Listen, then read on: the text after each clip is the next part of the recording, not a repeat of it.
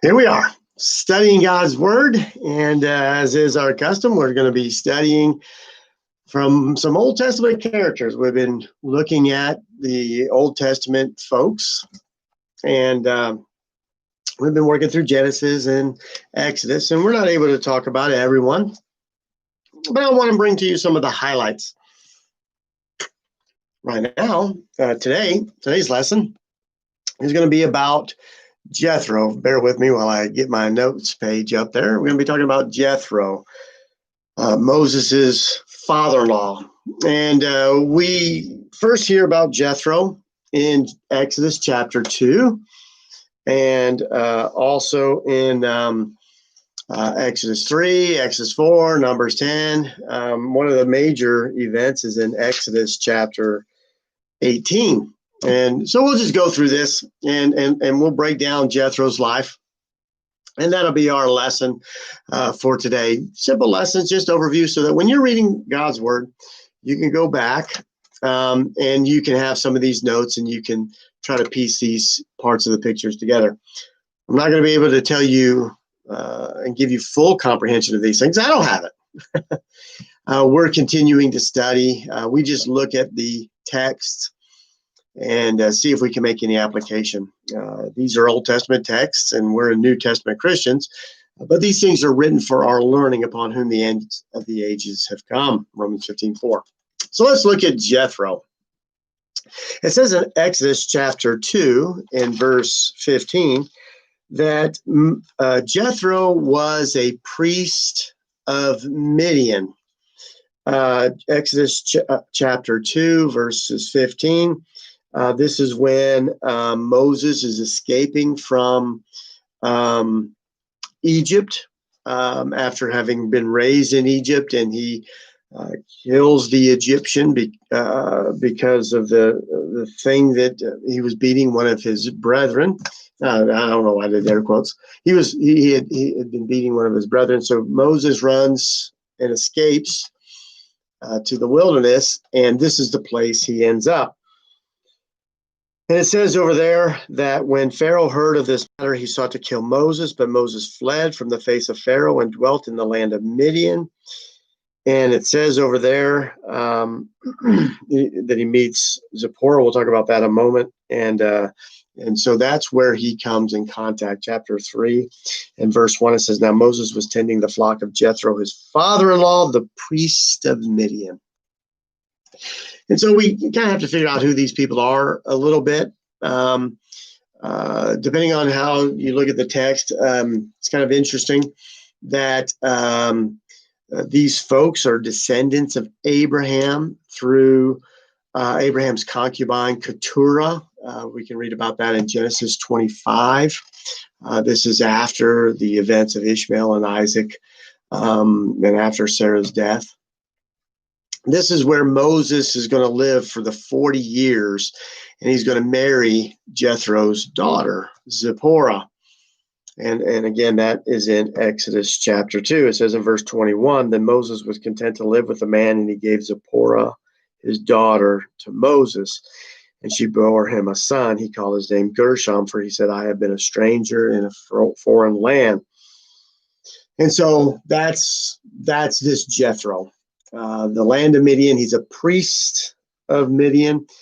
And you got to remember also that this was before the law of Moses. Moses has not brought the people out of Egypt yet, and he's not gone to Mount Sinai, and the law has not been given yet. And so this is during the patriarchal period of how people relate to God. His name, the second point, means excellent one. In the Hebrew, it's likely pronounced Jethro, his excellence. In another text, he's also called Reguel. That word Reguel means friend of God, and we can see that in Numbers chapter 10.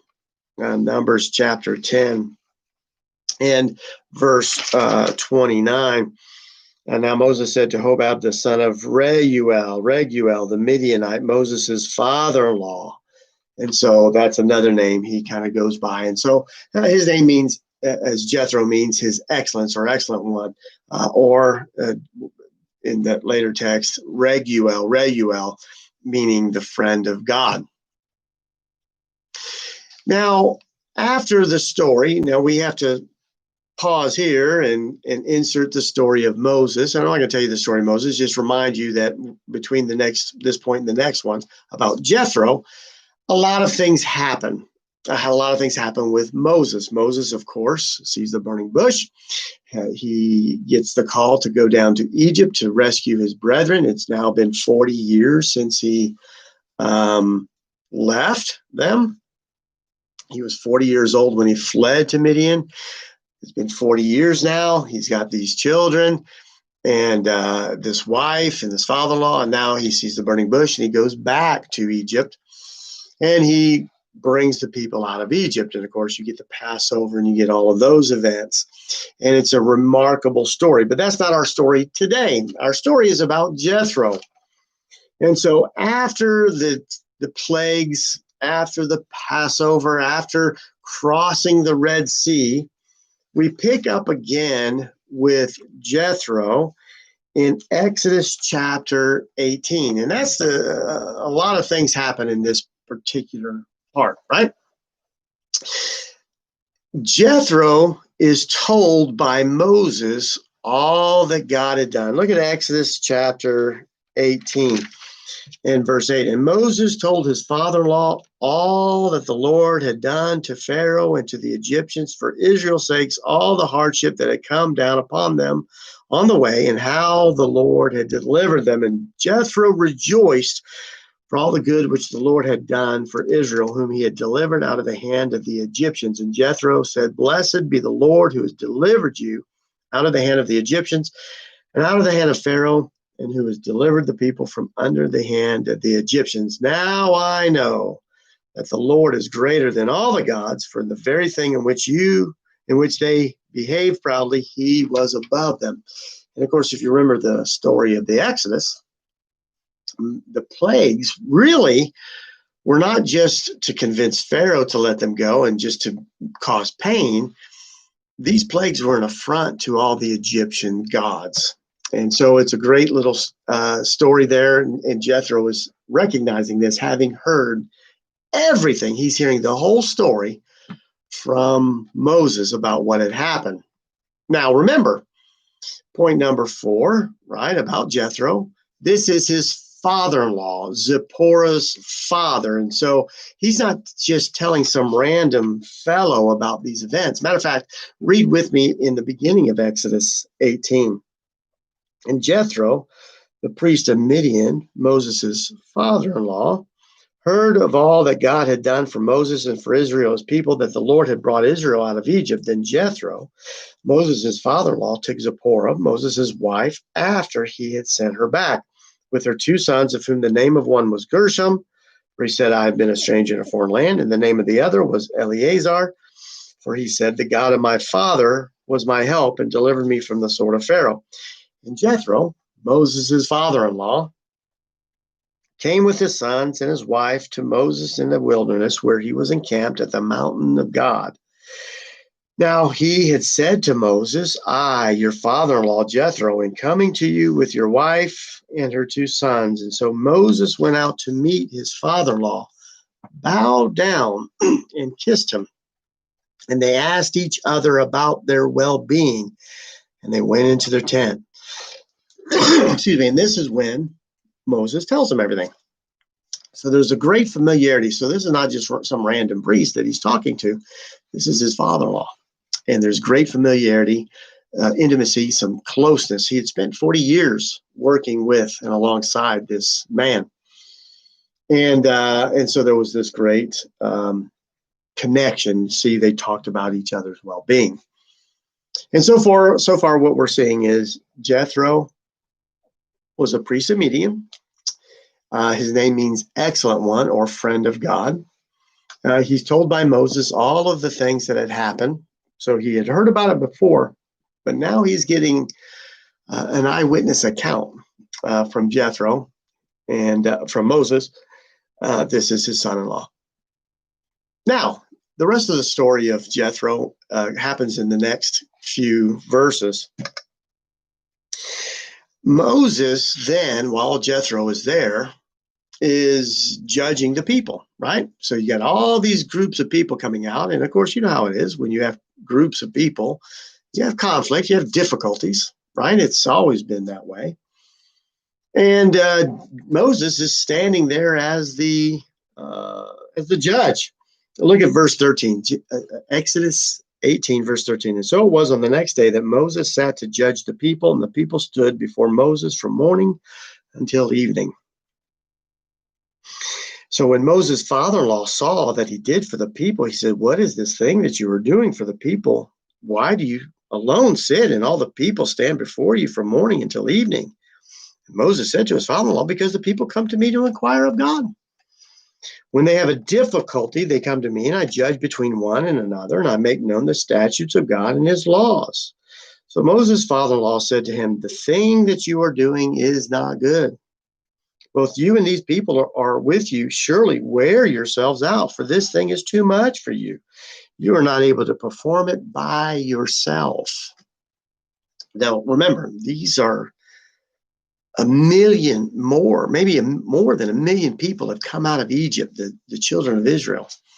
And Moses is standing as the sole person to settle disputes. And Jethro recognizes that this is not good. And so he makes a recommendation to him. Let's see what the recommendation is. Verse 19, "Listen now to my voice. I will give you counsel, and God will be with you. Stand before God for the people so that you may bring the difficulties to God. And you shall teach them the statutes and the laws, and show them the way in which they must walk and the work they must do. Moreover, you shall select from all the people able men, such as fear God, and men of truth, hating covetousness, and place such over them to be rulers of thousands, rulers of hundreds, rulers of fifties, and rulers of tens. And let them judge the people at all times. Then it will be that every great matter that they shall bring to you, but every small matter they themselves shall judge. So it will be easier for you, for they will bear the burden with you. If you do this thing, and God so commands you, then you will be able to endure. And all this people will also go to their place in peace." So Moses heeded the voice of his father-in-law and did all that he had said. And Moses chose able men out of all Israel, made them heads over the people, rulers of thousands, rulers of hundreds, rulers of fifties, and rulers of tens. So they judged the people at all times. The hard cases they brought to Moses, but they judged every small case themselves. Then Moses let his father-in-law departing and went his way to his own land. Excellent story. And if you're familiar with our own court systems here in our country, you see the great value of this advice, because we also use a very similar system. We have lower courts, and we have middle courts, and we have courts just above that, and then we have the Supreme Court. Now, that's under the laws of the land. But God, through Jethro, all of this is pointing to the fact that God is inspiring this, has shown a way to help people, his people, to follow his covenant and to settle disputes and to how to manage them in order according to complexity. You know, there's a lesson here. One of the easiest lessons is delegate or die. Now, later on, there will be people who will try to supplant Moses as the higher judge of the matters, the higher leader, and that will be bad. This system, through the authority of God, if it's the Lord's will, if he commands you, and it seems that he does, this was the order that God has put in place for handling matters. You see, it wasn't making these people more important than the rest of the people. They were just assigning roles. And then later on, when the Korah and Miriam and Aaron and others tried to supplant Moses, they're supplanting the hierarchy that God has set in place, the roles that he had given to people. That's a different matter. What's the lesson? The lesson is delegate, right? Number one, learn to delegate. You can't do everything yourself. You can't evangelize the whole world. God didn't expect one person or one congregation to evangelize the whole world.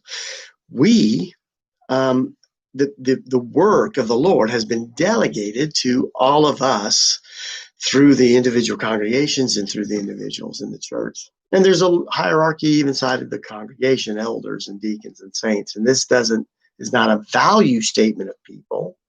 It's just an assignment of roles.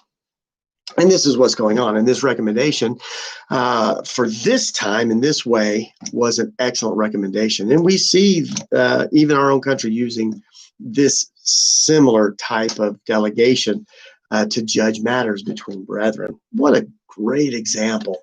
Tells you a lot about our own founding fathers. But we're not here to talk about U.S. history. We're here to talk about biblical history.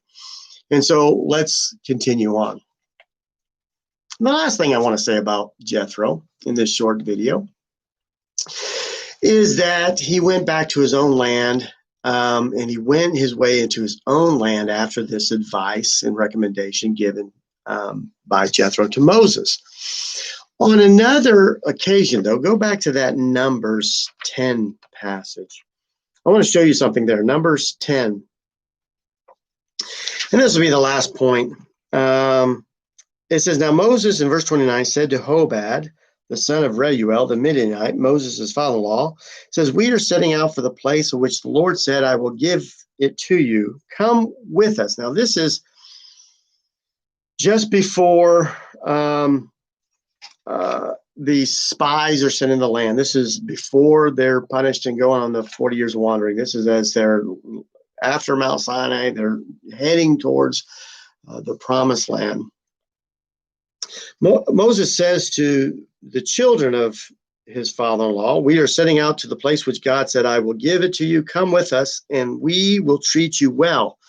For the Lord has promised good things to Israel. And he said to him, I will not go, but I will depart to my own land and to my relatives. And Moses said, please do not leave, inasmuch as you know how we are to camp in the wilderness, and you can be our eyes. And it shall be, if you go with us, indeed it shall be, that whatever good the Lord will do to us, the same we will do to you. And so they departed the mountain of the Lord on a journey of 3 days in the Ark of the Covenant, What's the point? Well, we kind of have to close out the story of Jethro a little bit, and really, what the end of the story of Jethro is that both he and his children do not enjoin themselves with the Israelites. There is a filial relationship through the descendants of Abraham. There's a connection there, but they go to their own land to live their own lives, separate and apart from the law of Moses that has just been delivered. And it was this invitation was directed to Hobad, the son of Jethro. What ends up happening later on is that the Midianites, whether it's these direct descendants of these people, certainly many hundreds of years later, it's not these people, it's their descendants, but later on there's strife between Israel and the Midianites. And the story picks up with the Midianites, not Jethro or his sons necessarily. It's with the Midianites, of whom he is one. And he's defeated by Gideon in Judges chapter 6. And of course, we remember that story. That's a great story in Judges 6, 7, and 8 with regards to Gideon's 300. It says also in Numbers 25, if you turn over to Numbers 25, and it says in verses 16 and 18, then the Lord said to Moses, harass the Midianites and attack them, for they harassed you with their schemes by which they seduced you in the matter of Peor and in the matter of Cosbi, the daughter of the leader of Midian, their sister, who was killed in the day of the plague because of Peor. And of course, this is referring to an earlier event. And the point being that there was strife. They became a snare to the Israelites. So, it's one of those interesting things. Jethro, the man who is a priest of Midian, is close to Moses, and he advises him, and he recognizes God, and he recognizes the Jehovah God as the only God. But they part company, and later on, their descendants, these people of Midian, become a snare to the Israelites, and it's just that's part of the story.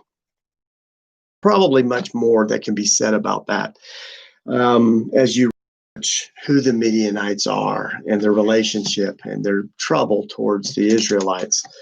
It's interesting. There was an opportunity at the very beginning through a priest of Midian who joined himself with the people of God, and for whatever reason, they chose not to.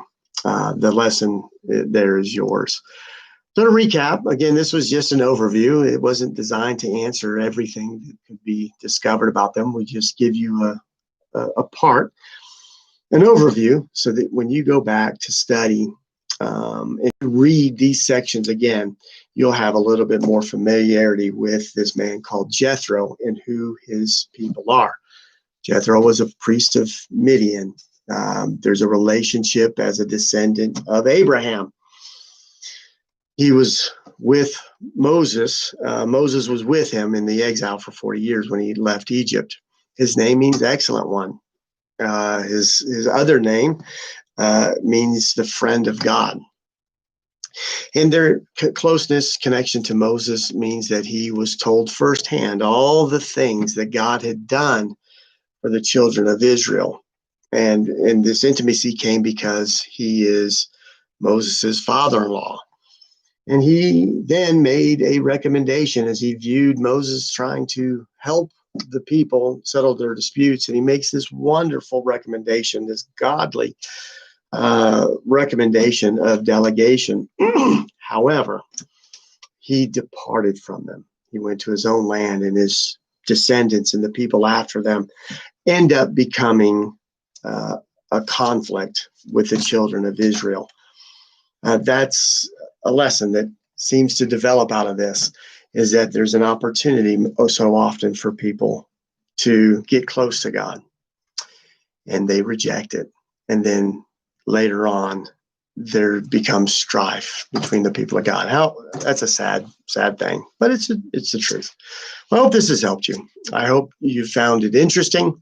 I hope it inspires you and motivates you to go back and read the stories, and so that you can see this story about Jethro and go back and study more, and maybe dig a little bit deeper than we did today, and find out some more things about this relationship between Jethro and Moses and the Midianites.